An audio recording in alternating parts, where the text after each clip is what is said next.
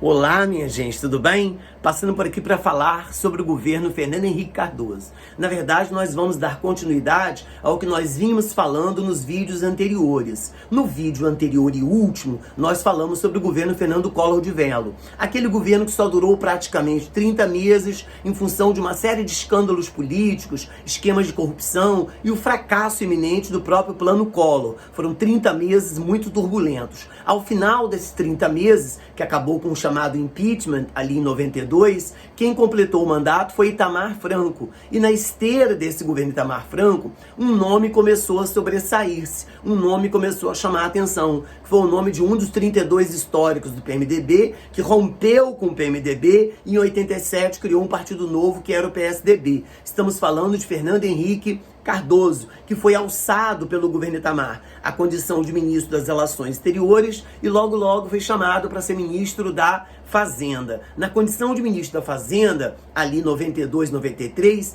Fernando Henrique Cardoso acabou sendo o mentor, entre aspas, o pai criador do chamado Plano Real. E na esteira da popularidade desse Plano Real, Fernando Henrique Cardoso se fez eleito presidente da República. Conseguiu um mandato bastante significativo ali em 94. Fernando Henrique Cardoso, na verdade, minha gente, teve 2 mandatos consecutivos, de 94 a 98, primeiro mandato, depois de 98 a 2002, o segundo mandato. Então aí nós falamos que foi a era Fernando Henrique Cardoso. E como é que nós podemos caracterizar essa era Fernando Henrique Cardoso? A primeira questão que a gente deve estar atento é o fato de que o Plano Real foi um plano, economicamente falando, do ponto de vista tributário fiscal, foi um plano bastante bem sucedido. Isso porque Fernando Henrique Cardoso, quando ele ainda era o ministro da Fazenda do governo Itamar, Fernando Henrique Cardoso esteve muito presente em Nova York, em Chicago, nos bancos da Universidade de Harvard. Para quê? Para estudar com os economistas, tecnocratas, banqueiros, né? A galera do Banco Mundial, do Fundo Monetário Internacional, do Banco Interamericano de Desenvolvimento, o BIRD, com o pessoal do FMI,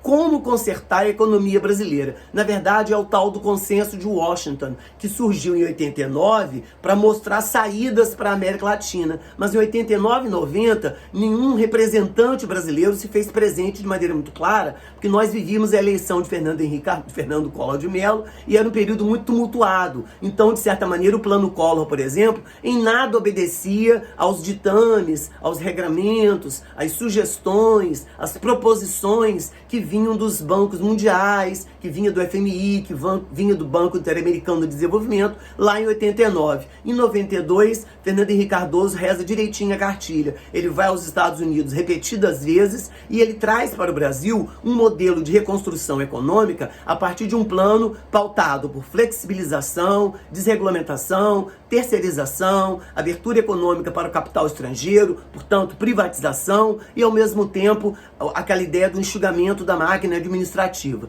Todos esses fatos, todas essas perspectivas já tinham sido apresentadas em 89 pelo consenso de Washington, que é o nome que a gente dá à reunião de grandes magnatas da economia mundial nos Estados Unidos, e Fernando Henrique entende esse processo. E aí esse plano é trazido, construído e acaba sendo um plano bastante bem sucedido. Na esteira da popularidade desse Plano Real, do combate à inflação, do controle dos números astronômicos da inflação brasileira, Fernando Henrique Cardoso consegue 2 mandatos, repito, primeiro de 94 a 98, depois de 98 a 2002. E todas essas 2 vezes competindo com Luiz Inácio Lula da Silva, mas Fernando Henrique Cardoso parecia o candidato do centro, parecia o candidato moderado, com um discurso, entre aspas, que ao mesmo tempo agradava as elites, porque ele falava de austeridade fiscal, combate à corrupção, redução da meta inflacionária, redução do teto de gastos, austeridade fiscal, controle cambial. Então isso parecia atrativo. E ao mesmo tempo, quando ele acenava com melhorias dos índices de emprego, de crescimento econômico,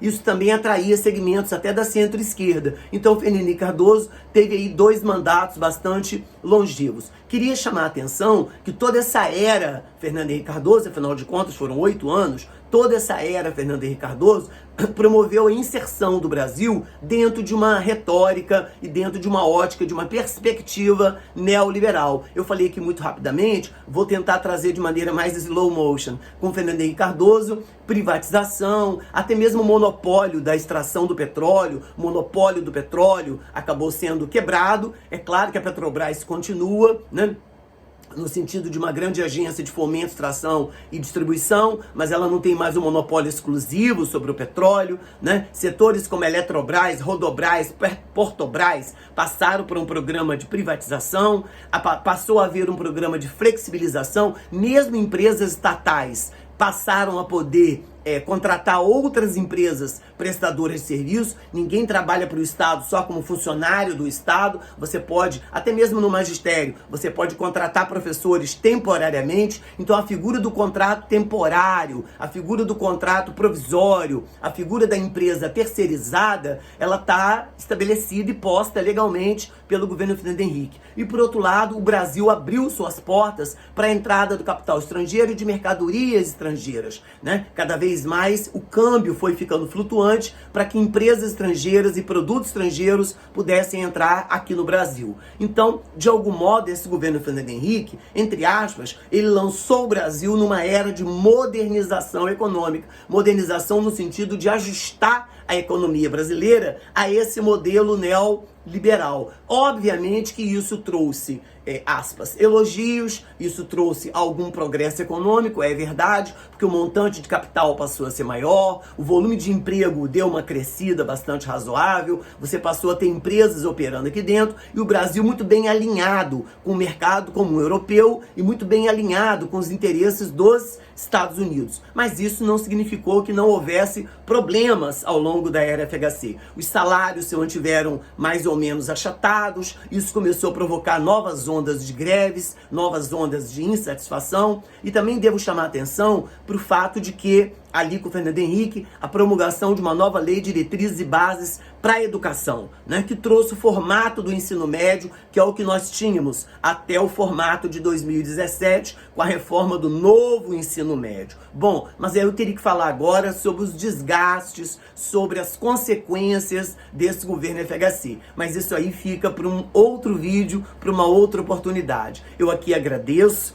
de antemão e digo, se você gostou, dá um like, compartilha, fala com os amigos para que esse nosso trabalho possa prosperar e possa trazer novos vídeos bastante bacana para todos nós, tá certo? Muito obrigado, minha gente!